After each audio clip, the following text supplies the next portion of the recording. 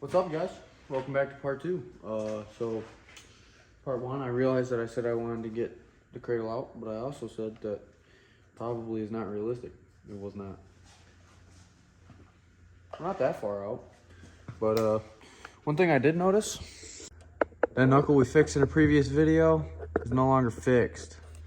So I took me a 5-hour road trip down to McDermott, Ohio, and got me some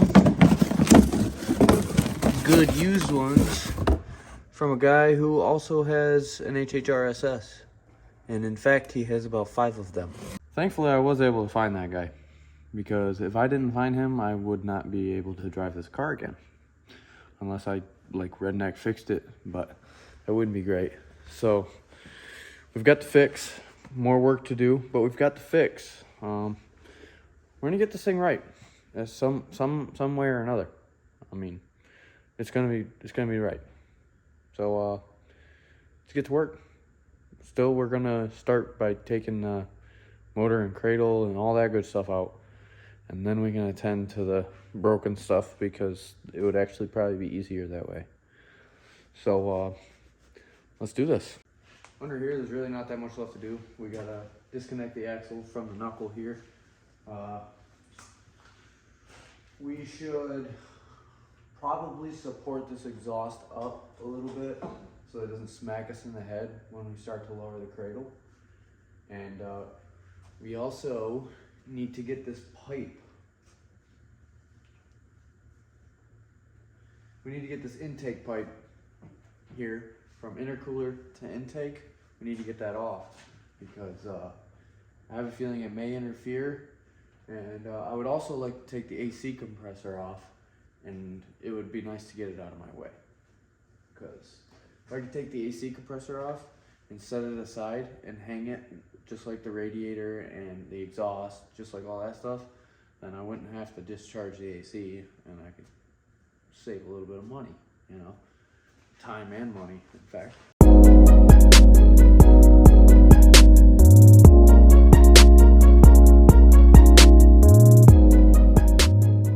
Well, you guys, I just took the serpentine belt off, and we will definitely be buying yet another part, because as you guys can see here,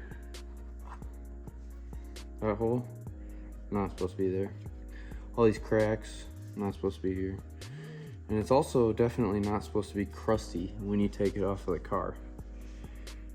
So, we'll definitely be replacing this belt. I had to take that belt off so that we could get the AC compressor off, though, because it is spun by the serpentine belt. But let me bring you guys in. So as you guys can see there, that's the AC compressor right here. And you know, crank pulley. You got tensioner, which that sounds pretty whopped out. Might want to replace that as well. And one more thing. Oh, there it is.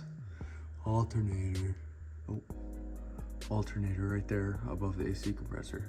Either way, this guy needs to come out. And to do that, what we need to do is we need to take out this 13mm mounting bolt on here and 13mm mounting bolt right here. And then we can set this whole unit off to the side and hopefully strap it maybe to these fans here.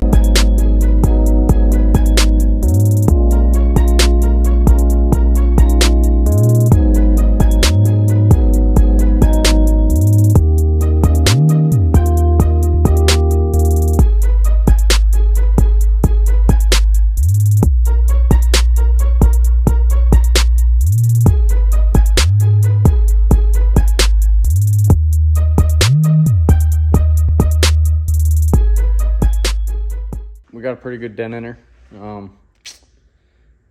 I had to take the fuse box out because it gave me access to everything underneath of the trans, or everything underneath of it, which is the trans. And we're pretty much done with the top side, to be honest. We got to disconnect that top motor mount that top trans mount. And as you guys can see, this is not what an engine bay is supposed to look like. So yeah, I got to replace this piece right here. As if you guys watched part 1, this is that boost control valve that I broke right here. This little nipple is broken. I got the AC compressor off down there. I got to figure out a way to get it to the side. I still got to get this intake tube off of the... Still got to get the lower intercooler tube off of the intake there, but we'll get that. And that's pretty much about it. I got everything separated here so that body harness can stay with the body and engine harness can go down with the engine. Still got to support the radiator somehow. So I've wasted about an hour now trying to get 2 things. I got one of them, which I'm gonna have to trim back and reclamp it because I tore the line. Anyways, currently I'm trying to get the charge pipe that goes from the bottom of the intercooler over on this side. Here's my intercooler. So it goes from the bottom of the intercooler over there up to the bottom of this throttle intake, intake manifold. Yeah, that's what it is.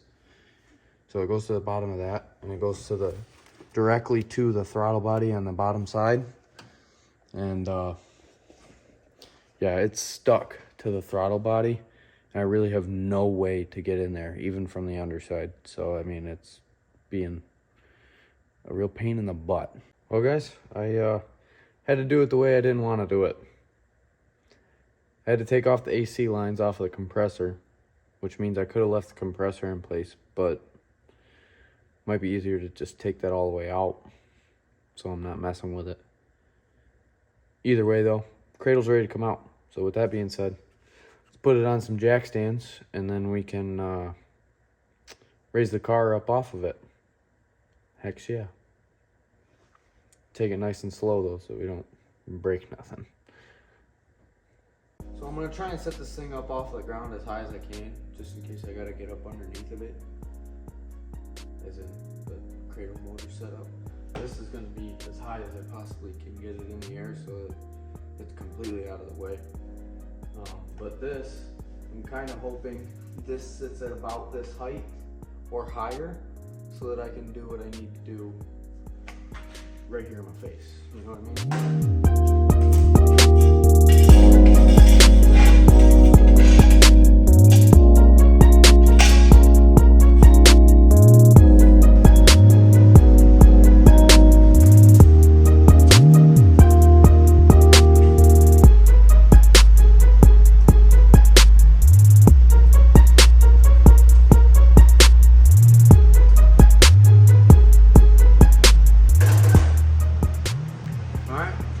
Jack stand set on each corner, and now we're going to take this 1/2-inch impact here, zip out all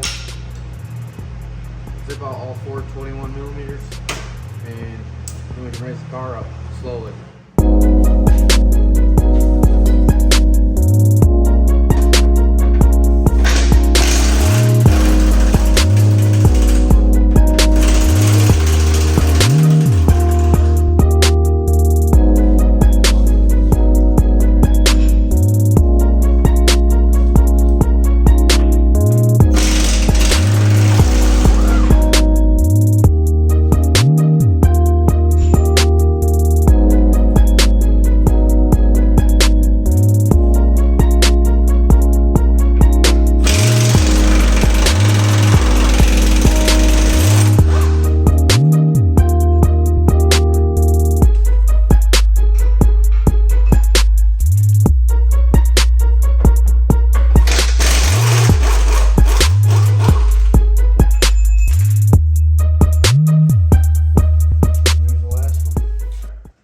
Jack stand set up. Let's slowly raise this car up.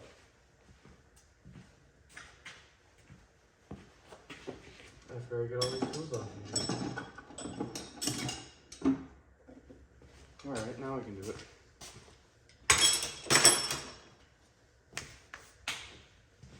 We're looking good.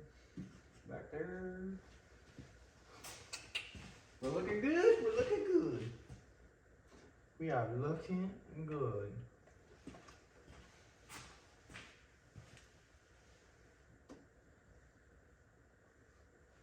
I think we're good, boys. I think we're good.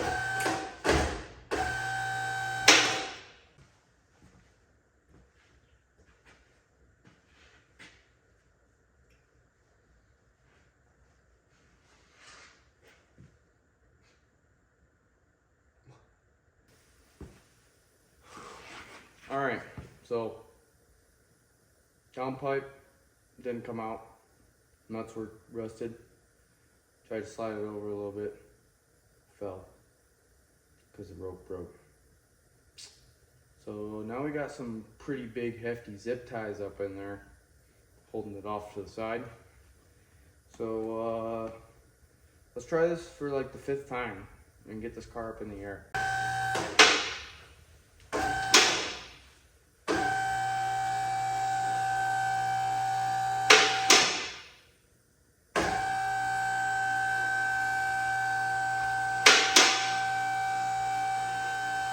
Finally.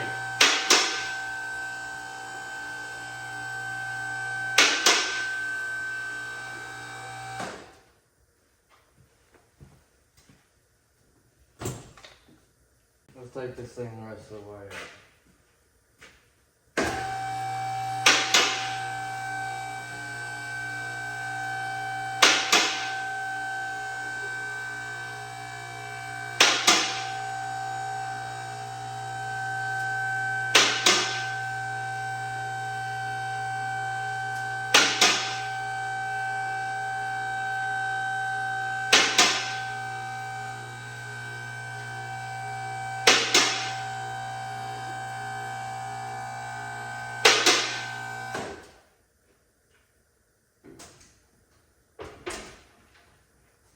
Perfect. Got the hoist maxed out and set on the locks. Got this puppy on 4 jack stands. She's not going nowhere. I got 2 pieces of wood up under here because the motor mount's right here. You know what? Let me just bring you all in. Alright. So right here is the top motor mount, which sits up in this area somewhere. But this top motor mount right here is it needs to come out, obviously, so that the whole thing can drop down, beep, you know. And then I got 2 pieces of wood up under here. Ooh. I got 2 pieces of wood up under here so that when I am, well, I guess this one doesn't do anything. But this one right here is holding the motor up so that it sits where I want it to be and we don't have no troubles. All right, you guys, now that that's out, like I said, I think I'm gonna get going home. So I'm gonna wrap up the video here. I appreciate you guys coming back for part 2. Obviously plenty more to come. So stick with it, stick with me. We'll get this done, and this thing's gonna be better than it ever was before.